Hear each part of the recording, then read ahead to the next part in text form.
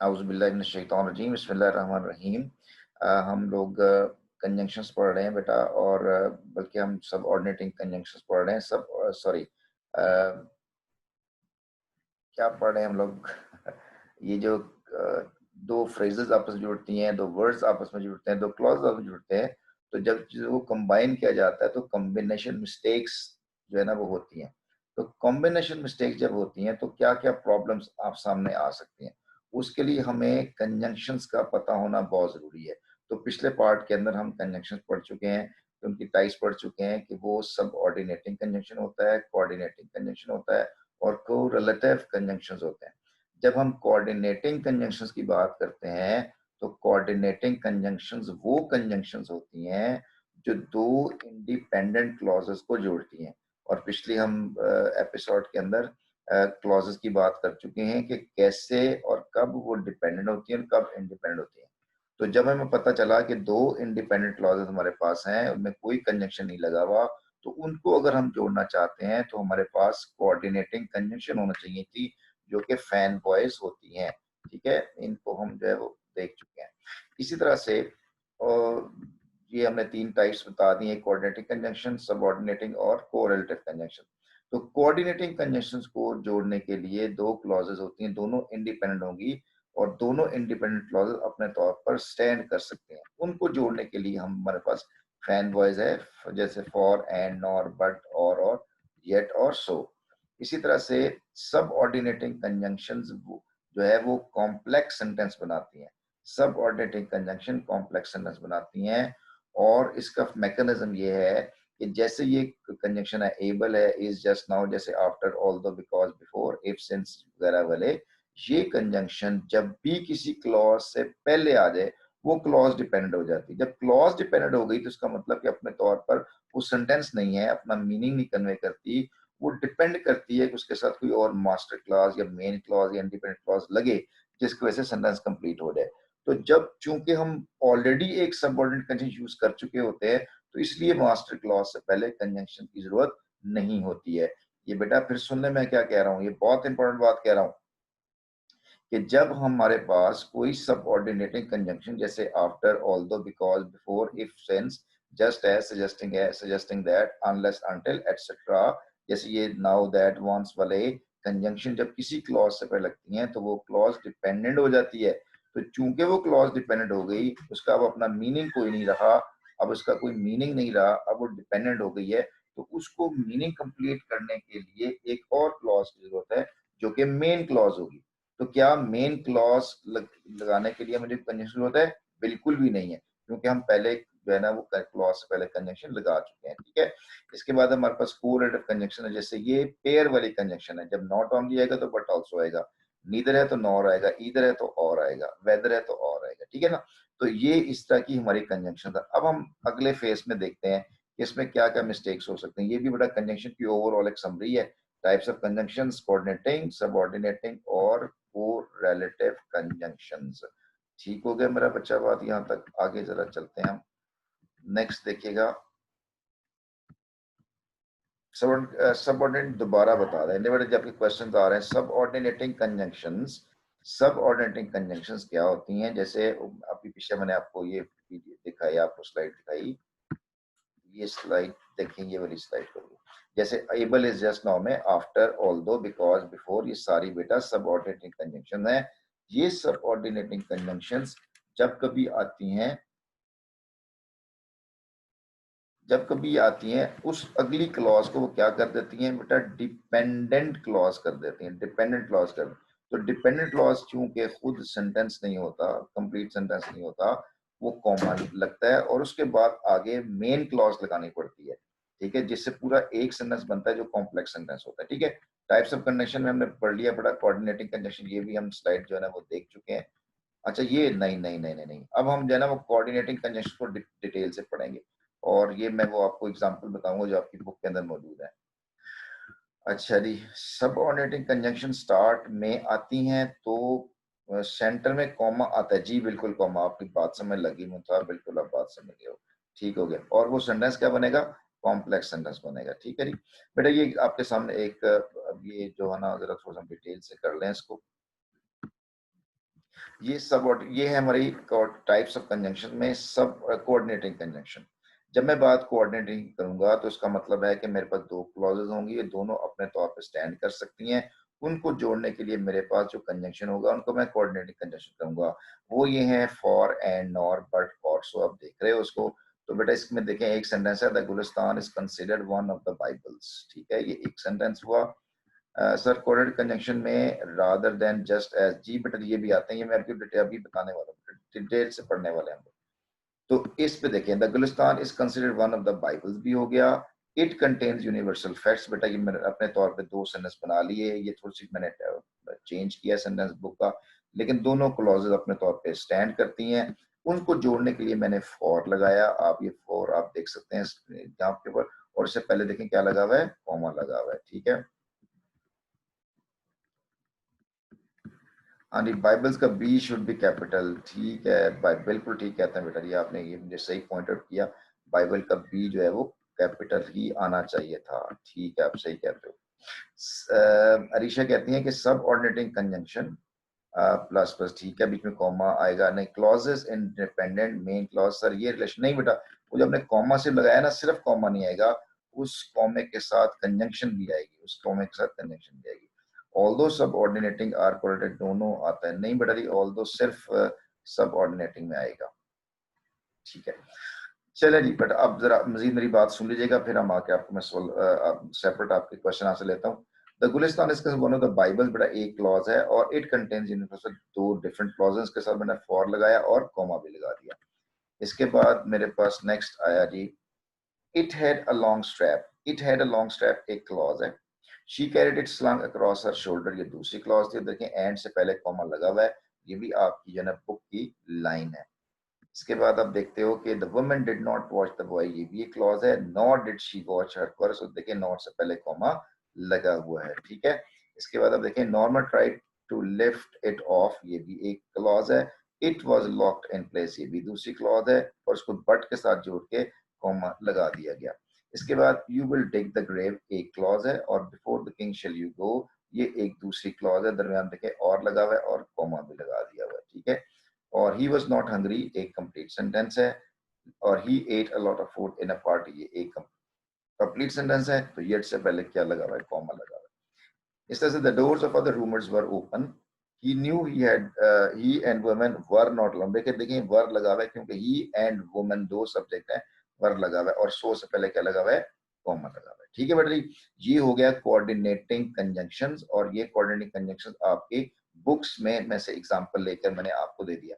Paper में कैसे mistake करेगा, या तो बेटा जी बट नहीं लगाए, जिसमें फॉर नहीं लगाएगा, या फॉर लगाएगा तो कॉमा नहीं लगाएगा, या ये कि ना फॉर लगाए सिर्फ कॉमा लगा दे।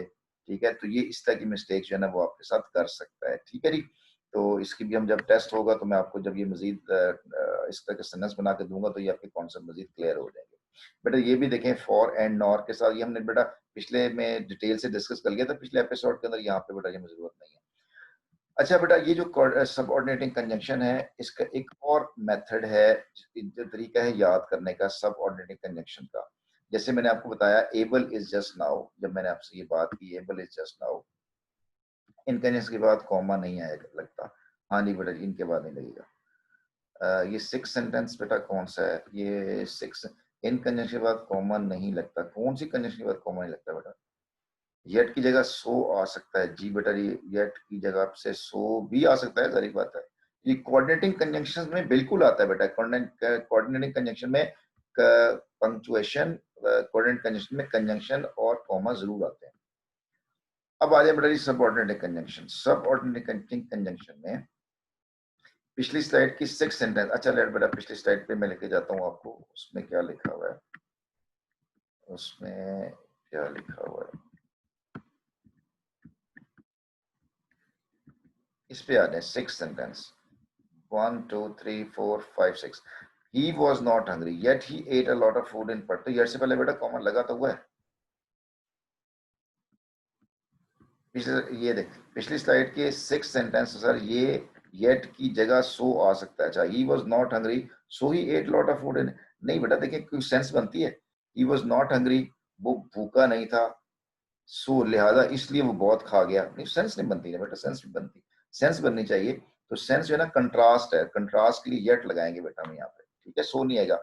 सो बेटा रीजन ना वो रीजन बताता है, और रीजन बताता है कि जी वो he was hungry so he ate a lot, he was not hungry so he didn't eat, ऐसे आ जाएगा सर। जैसे येट से पहले कॉमा लगा हुआ तो यट के बाद तो नहीं लगे, नहीं बेटा यट के बाद तो नहीं लगेगा ना, यट पहले लगेगा, कॉमा पहले लगेगा, ठीक है। चलें बात क्लियर हो गई आपको, चलें शाबाश, गुड जी। चलें जी हम आगे चल रहे हैं। यहाँ पे हम बेटा जी एक सबऑर्डिनेट कंजंक्शन की बात कर रहे थे। तो एक मेथड था एबल इज जस्ट नाउ, याद करने का, एबल इज जस्ट नाउ। तो एबल इज जस्ट नाउ का मतलब है after, although, because, before, if, since, mnemonics मैंने आपके सामने शेयर किया। जस्ट का जस्ट है, suggesting that, unless, until, still, that, दो, ये जस्ट से वर्ड है। नाउ से नाउ दैट, एन से वर्ड हो गया, हु से वंस हो गया बेटा, डब्ल्यू से when, where, while, who, which, whose, whom, why, whoever, whenever, whichever और वेयर एवर वाले वर्ड है। एक और मेथड भी है बेटा इसको याद करने का, आपके सामने अवॉइड बस नजर आ रहा होगा, अवॉइड बस। ये अवॉइड बस से भी याद कर सकते हैं। Mnemonic that will remind you about a set of conjunctions that is a marker of dependent clauses. Dependent clause आपको पता है डिपेंडेंट क्लॉज क्या होती है, अभी देखें। Dependent clause is a phrase, a dependent clause is a clause that must be attached to an independent clause, बेटा ये phrase गलत लिखा हुआ है, that must be attached to an independent clause, a series of words that can stand on its own as a sentence to make grammatical sense. Below you will find the words or phrases that the letters avoid bus stand for. तो बेटा एक तरीका आप इसको ऐसे याद कर लें, आप इसको याद कर लें, एबल इज जस्ट नाउ से याद कर लें या अवॉइड बस से याद कर लें, ये आपको सारे सबऑर्डिनेट कंजंक्शन याद करवा देगा बेटा। जैसे सबऑर्डिनेट कंजंक्शन में ए से क्या बनता है, आफ्टर बनता है, ऑल्दो बनता है और एज बनता है, ठीक है। इसी तरह से आप जो अल्लाह भला करे आपका डब्ल्यू से क्या बनता है, डब्ल्यू से बनता है when, whenever, whether, where, whenever, while. और ये डब्ल्यू एच आई टी से बनता है हाउ से, और आई से बनता है if, in case, in order to. और टी से क्या बन रहा है, टी से आपको बन रहा है दैट आई लाइक, और दो बन रहा है। ई से इवन देन, इवन दो, और इवन, एवर, एवर सिंस। और इस तरह से जो बस है वो बस से बिकॉज और बिफोर बन रहा है, यू से अनलेस और अनटिल बन रहा है, ऐसे सेंस, सो और सो दैट बन रहा है। तो ये भी 25 के करीब सबऑर्डिनेट कंजंक्शन बनते हैं। और वो जो एबल इज जस्ट नाउ है बेटा, वो वाला तरीका याद कर लें, अवॉइड बस वाला याद कर लें। इस सब के अंदर जो आप सेंटेंस देखते हो, देखो कि आफ्टर डिनर कॉमा लगा हुआ है, नजर आ रहा है आपको, after dinner we will go see a movie, तो we will go and see a movie भी लगा सकते हैं। तो देखें इसके अंदर इन सब के में कॉमा आ रहा होगा दरमियान के अंदर। अच्छा जी, हमने कहा जी वो ज्यादा आसान, ठीक है जी, वो आप वो याद कर लेंगे बेटा। देखो ये जो चीज बच्चे याद करते हैं ना, तो ये पर्सन टू पर्सन वेरी करता है। तो मुझे ये भी बताने दें, हो सकता है कि अवॉइड बस किसी के लिए आसान हो और किसी के लिए एबल जस्ट ना आसान हो, आप उसकी तरह से सेंटेंस को बना लीजिएगा, ठीक है जी। चलें तो जैसे देखें, एज यू नो कॉमा लगा हुआ है, when we were done comma लगा हुआ है, whenever I go comma लगा हुआ है, वेदर और नॉट यू एग्री कॉमा लगा हुआ है, वेयर आई गो कॉमा लगा हुआ है, when wherever I go comma लगा हुआ है, ठीक है जी। और while I am here comma. अच्छा, ये इसका ऑर्डर भी चेंज हो सकता है। I play music on jukebox while I am there, तो बेटा फिर व्हाइल से पहले कॉमा नहीं लगेगा, ठीक है। जब ये जो डिपेंडेंट क्लॉज बाद में आती है तो मोस्टली कॉमा नहीं लेती है। How is that even though you go there all the time, तो you have never notice that before. और इफ यू फाइंड आउट, देखें इफ से पहले कॉमा लगा हुआ है यहाँ पे, if you find out comma please let me know, in case you had not heard comma, और in order to enjoy. But अब आप इसको स्क्रीनशॉट लेके ना इसको आप अच्छी तरह से पढ़ सकते हैं कि ये कैसे यूज हुआ है। इस सारे के सारे डिपेंडेंट ये डिपेंडेंट क्लॉज बनाते हैं। ये जो है वो कंजंक्शन है सबऑर्डिनेट कंजंक्शन। तो सबऑर्डिनेट कंजंक्शन पहली क्लॉज को डिपेंड कर देता है, कॉमा लगता है, और पूरा ये सारे सेंटेंसेस बेटा कॉम्प्लेक्स सेंटेंसेस हैं, ये सारे सेंटेंस कॉम्प्लेक्स सेंटेंस, ठीक है जी। इसके बारे में बेटा जी कोई मसला मसाइल तो नहीं है ना आपके क्वेश्चन। 14 कॉमा नहीं है, अच्छा जी देखते हैं 14 में कॉमा क्यों नहीं है। आप बताएं, दैट आर लाइक वेयरिंग से, आप मुझे कोई बच्चा बताएगा कि एक 14 सेंटेंस का कॉमा क्यों नहीं लगा हुआ, जल्दी जल्दी बताएं बेटा जी, कौन मुझे इसके बारे में बताने वाला है।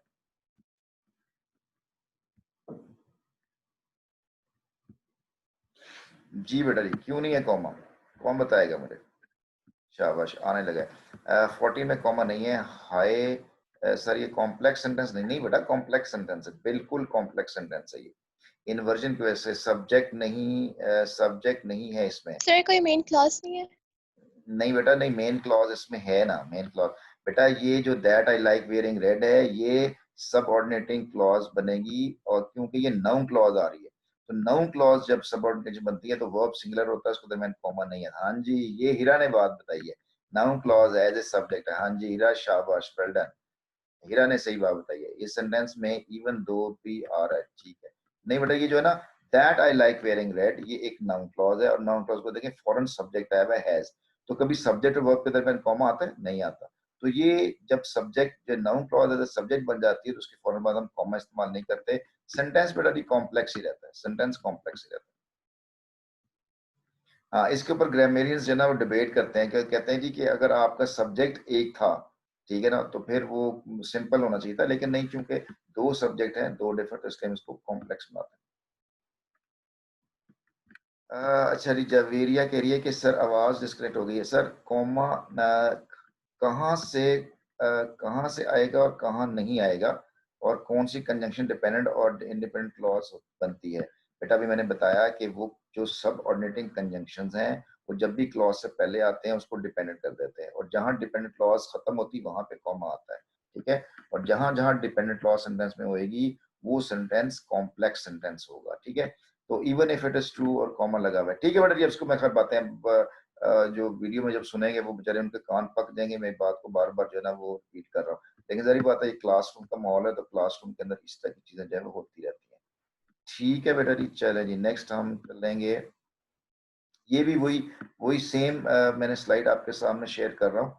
ये स्लाइड क्या शेयर कर रही है कि अच्छा ये बताएं, समटाइम्स हाउ एवर सेंटर में आता है, तो हाउ एवर से पहले कॉमा आता है, और जी बेटा ये वाली ये ईशा बेटा ये जो है ना हाउ एवर, मोर ओवर, ये कंजंक्टिव एडवर्ब्स कहलाते हैं, ये कंजंक्टिव एडवर्ब्स होते हैं। इनसे पहले हम सेमीकोलन लगा देते हैं, बाद में कॉमा लगा देते हैं, क्योंकि ये भी एक किस्म की जो है ना कंपाउंड क्लॉज बना रहे होते हैं। ये मैंने ऐड नहीं किया जी इसलिए।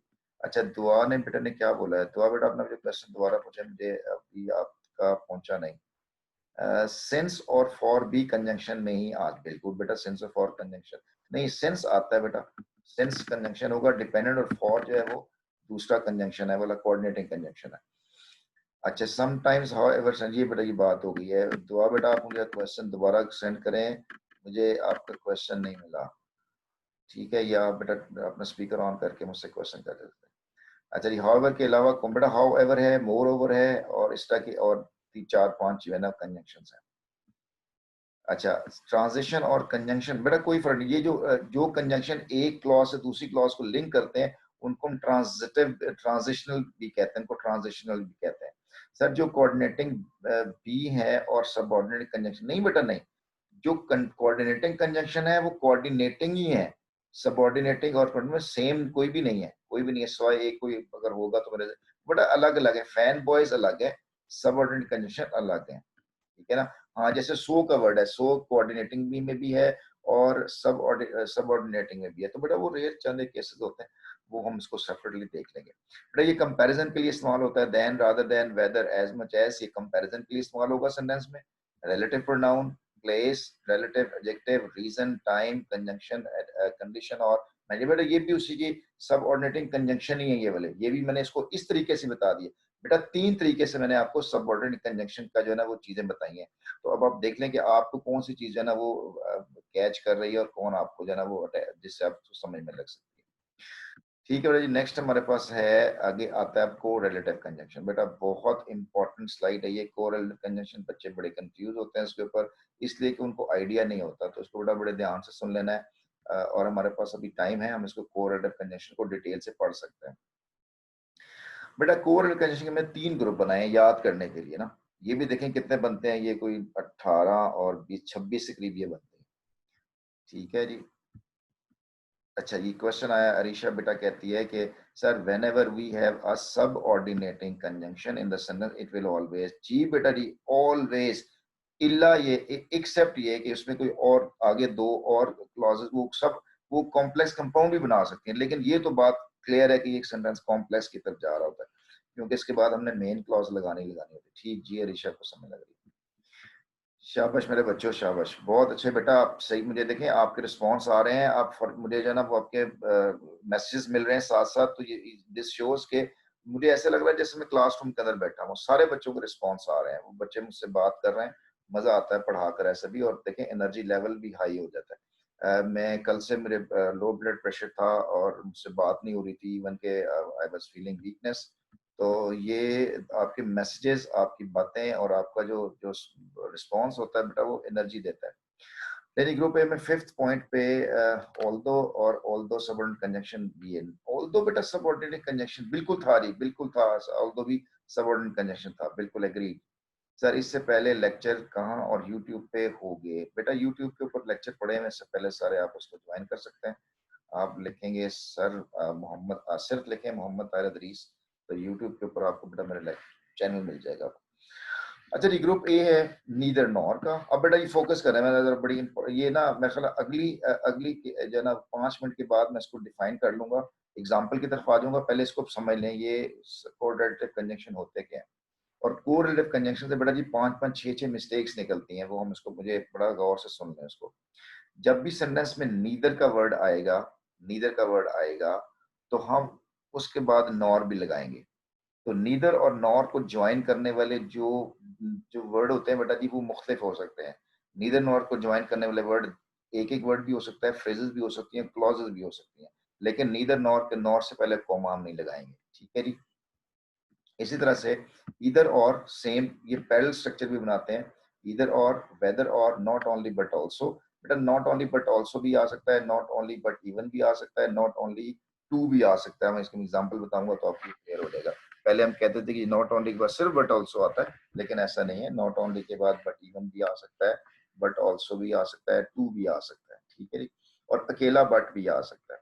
ऑल्दो के बाद मेरा बेटा जी कॉमा लगाना है आपने, येट नहीं लगाना। ओल्ड इंग्लिश हो गई हुई है, और मैं इसको कल से कॉर्पस में देख रहा था, इसको डिक्शनरी में चेक कर रहा था, बेटा किसी डिक्शनरी ने ऑल्दो के बाद येट नहीं लिखा, ऑल्दो के बाद सिर्फ कॉमा लगाना है। और ये बेटा ऑल्दो हम उसमें भी पढ़ चुके हैं ना, सबऑर्डिनेटिंग कंजंक्शन भी पढ़ चुके हैं, तो बेटा ये बिल्कुल सबऑर्डिनेटिंग कंजंक्शन ही है। मैंने इसको इसलिए यहाँ पे ऐड किया कि ऑल्दो के बाद हमने कॉमा लाजमी लगाना होता है, इसलिए मैंने इसको कर दिया। अदरवाइज यहाँ पे हम ना भी लगाते कोरल कंजंक्शन में तो कोई फर्क नहीं था, ये रहता वो सबऑर्डिनेटिंग कंजंक्शन ही है, ठीक है ना। इसको बेशक मैं यहाँ से उड़ा भी सकता हूँ, it's not a big deal, ठीक है जी। तो जी बेटा हम ऑल्दो के साथ कोई दूसरी कंजंक्शन नहीं नहीं लगानी बेटा, नहीं लगानी, नहीं लगानी, येट नहीं लगाना, आपने छोड़ दें इसको, कोई कैप ना लगाएं इसको। अच्छा जी, ऑल्दो के साथ, ठीक है बेटा, ये बात क्लियर होगी आपकी, ठीक है जी। ऑल्दो वाला मेरा पॉइंट क्लियर हो गया। टू के बाद हम टू लगाते हैं, ये जो टी डब्ल्यू टू के बाद एडजेक्टिव या एडवर्ब आता है, टू के बाद वर्ब आ रहा होगा, एग्जांपल आपके सामने आ जाएगी। फ्रॉम के बाद बेटा टू आता है, बिटवीन के साथ एंड आता है, ठीक है जी। ग्रुप बी के बाद सो दैट के बाद मे भी आ सकता है, माइट भी आ सकता है। लेस्ट के बाद बेटा जी शुड आएगा, नॉट टू स्पीक ऑफ के बाद इवन आएगा, रादर, वुड रादर, एंड, और सेकंड डिग्री जो है, सेकंड डिग्री के बाद हम देन लगाते हैं, वुड रादर और या सेकंड डिग्री देन लगता है, ठीक है ना। ये भी आपको मैं एग्जांपल कराऊंगा। दो के साथ क्या आएगा, या नहीं बेटा अभी तो मैं बात कर रहा हूँ। दो के बाद बेटा जी कॉमा लगाना है अपने, येट नहीं लगाना, ठीक है। हार्डली के बाद बेटा व्हेन आएगा, नो सुनर के बाद देन आएगा, वन के बाद अनदर आएगा, वन अनदर, ठीक है, वन अनदर। इसके ऊपर जो ना वो डिबेट हो गई हुई है, बच्चे कहते हैं वन अदर आता है। अस्सलाम वालेकुम सर। जी जी बेटा जी, बोलो बोलो, बोलो बेटा। सर हम्म, बोलो बच्चे। सही rather and second degree, rather and second degree वाले तो sir, rather and second degree वाला जो है ना, फोर्थ वाला ग्रुप बी में जो है पॉइंट, तो सर थोड़ा हाँ बेटा, अब आपकी आवाज बड़ी क्लियर कर दें हाँ लार्जर सेंटेंस जी को जी बिलाल, आप, प्लीज। मैं वही बात कर ग्रुप रहा था। बी में रादर एंड देन वाला जो पॉइंट है। हाँ मैं बेटा भी वही बात कर रहा था, आपकी आवाज खासी कट के आ रही थी, तो आपकी मेरी आवाज नहीं आ रही 2-3 मिनट से, आवाज नहीं आ रही बेटा। आवाज मेरी तरफ से तो क्लियर आवाज आ रही है। आप बेटा जब आपको आवाज नहीं आ रही ना, आप अपने अपने चेक किया करें इसका, अपना इंटरनेट का जो वो देखा करें। यहाँ बेटा जी मेरे पास सिग्नल ठीक है, आवाज ठीक आ रही है, मैं मेरी तरफ से तो ऑलमोस्ट चीजें जो है ना ओके हैं। अच्छा रादर देन वाला पॉइंट भी बता दें। अच्छा बेटा जी रात में अब इस ये आपको ना अभी फिलहाल जो मैं आपको ये स्लाइड आपके सामने शो हो रही है, इस पे आप देखें रादर के बाद देन आता है और सेकंड डिग्री जब हम करते हैं उसके बाद देन आता है। और ये मैं अभी आपको एग्जांपल से जब आपको डिक्शनरी के सेंटेंसेस, हाँ देखें ना आवाज आ रही है बेटा, जब आपको आवाज नहीं आ रही पहले अपना चेक किया करें आपका इंटरनेट का कोई इशू होता है। तो हार्डली के बाद ये ना इसकी मैं अभी एग्जांपल दिखाऊंगा अब आपको कि वुड रादर के बाद कैसे आ रही होती हैं। नॉट ये जो सेकंड डिग्री से देन कैसे आएगा, कौन सी डिक्शनरी में किस बुक के अंदर उसने ये कॉम्बिनेशन यूज किया। मैं भी आपको अगली स्लाइड के अंदर इसके जो है ना वो सेंटेंसेस भी दिखा रहा हूँ। अभी तो आप इसको देख लें कि ये इस कॉम्बिनेशन में चीजें आनी है। इस तरह जो है ना आपके पास बोथ के बाद हमेशा एंड भी आता है और बिटवीन भी आता है। इसकी भी एग्जांपल आपको आ जाएगी। ऑल के बाद बेटा जी अमंग आएगा, इसकी भी एग्जांपल मैं आपको अगली जो है ना वो स्लाइड में बताने वाला हूँ। ठीक है जी। और हमारा जो है ना अब 1 मिनट रह गया, 1 मिनट के बाद हमारा ये टाइम खत्म हो जाएगा। तो हम अगले एपिसोड के अंदर जो है ना इसके बारे में मैं एग्जांपल के साथ बताऊंगा। एज और एज कब आता है, सो के साथ एज कैसे आता है, और एज इफ के बाद वर कैसे आता है, एज दो के बाद वर, वुड दैट के बाद वर, द सेम एज भी आता है और बेटा द सेम दैट भी आता है। इसमें क्या डिफरेंस है, तो ये बच्चे बहुत कंफ्यूज होते हैं। ये वंस फॉर ऑल आपको बेटा की कंफ्यूजन दूर हो जाएगी। सच के बाद एज भी आता है, सच के बाद दैट भी आता है। इसमें बेटा जी क्या फर्क है, दोस्त के बाद हु आता है, और एज और लाइक में क्या डिफरेंस है, ये बेटा जी हम पढ़ेंगे डिटेल के साथ इंशाल्लाह। साथ ही अगले एपिसोड के अंदर हम इसको देखेंगे। अभी हमारा बेटा जी टाइम खत्म होने वाला है। आप मीटिंग को बेटा रीज्वाइन करें ताकि हम अगली स्लाइड में इसको बारे में डिटेल से पढ़ सकें। ठीक है ना बेटा जी, अपने क्वेश्चन वस्चन तैयार कर लीजिएगा ताकि हम इसको, ये बेटा जी स्लाइड आप देख लें।